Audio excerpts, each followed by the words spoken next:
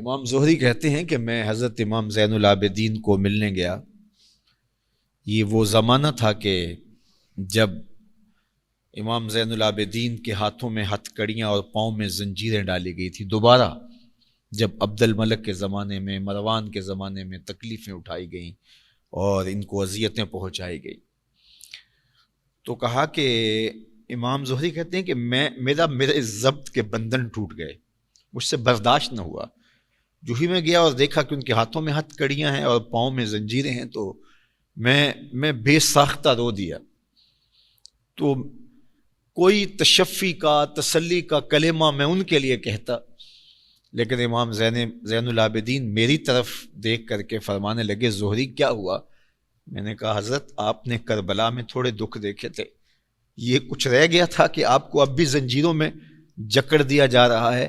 تو فرمایا یہ زیادہ دیر نہیں رہیں گی، اور دوسرا فرمایا ہم اللہ کی تقدیر پہ راضی ہیں، اگر میں چاہوں تو یہ زنجیریں ٹوٹ جائیں، اور آپ نے جھٹکا دیا تو وہ زنجیریں ٹوٹ گئیں، ہم اس کی تقدیر پہ راضی ہیں۔ یہ چاہتے تھے کہ لوگوں کا اہل بیت کے ساتھ جو محبت کا رشتہ ہے وہ کمزور ہو جائے، لیکن کیسے ہو سکتا ہے؟ یہ حضور کا خون ہے، اس کے ساتھ محبت کا ربط کیسے ٹوٹ سکتا ہے، کیسے ختم ہو سکتا ہے؟ شاہی جلالت کے باوجود لوگ ان کی پرواہ نہیں کرتے تھے، اور اہل بیت کے لیے لوگوں کی آنکھیں فرشیرہ ہوتی تھی۔ حشام بن عبد الملک بنو امیہ کا بڑا تگڑا حکمران گزرا ہے، یہ حج کرنے کے لیے آیا۔ وہاں جب پہنچا تو اس کا جی چاہا کہ میں حجر اسود کو بوسہ دوں۔ اس کے دوست بھی تھے، ساتھ آیان سلطنت بھی تھے، شاہی تم تراک کے ساتھ پوری شان کے ساتھ آیا۔ شہزادہ تھا تو اس کا انداز بھی اس طرح کا تھا، لیکن رش اتنا تھا، وہاں کون دیکھتا ہے کہ میرے پیچھے کون ہے، شہزادہ ہے، کسی نے راستہ نہ دیا۔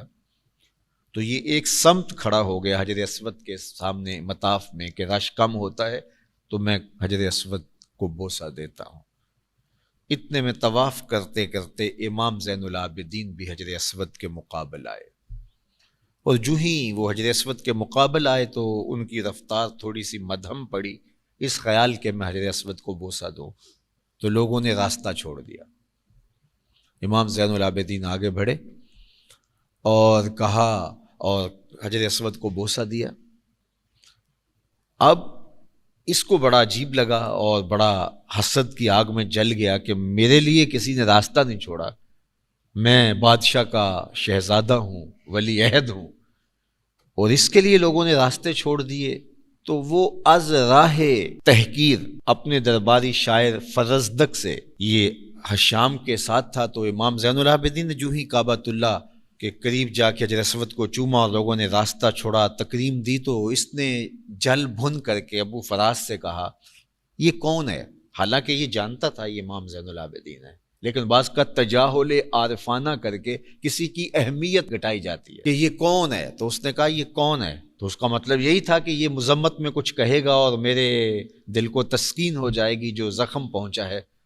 لیکن فرزدق نے اس جرأت کا مظاہرہ کیا اور اس نے کہا کہ تو نہیں جانتا یہ کون ہے؟ اس کو تو بطحا کے سنگریزے بھی جانتے، یہ فاطمہ کا فرزند ہے، یہ حسین کا نور نظر ہے، اس کو تو فرش والے بھی جانتے ہیں، حشام سن، اس کو تو عرش والے بھی جانتے ہیں، اس کو تو آسمان والے بھی جانتے ہیں۔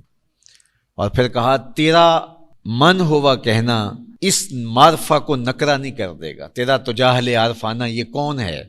تو کہا تیرا یہ کہنا اس معرفہ کو نکرہ نہیں کر دے گا، یہ کل بھی معرفہ تھا، یہ آج بھی معرفہ۔ اور وہاں کھڑے کھڑے امام زین العابدین کی شان میں ایک لمبا قصیدہ لکھ دیا۔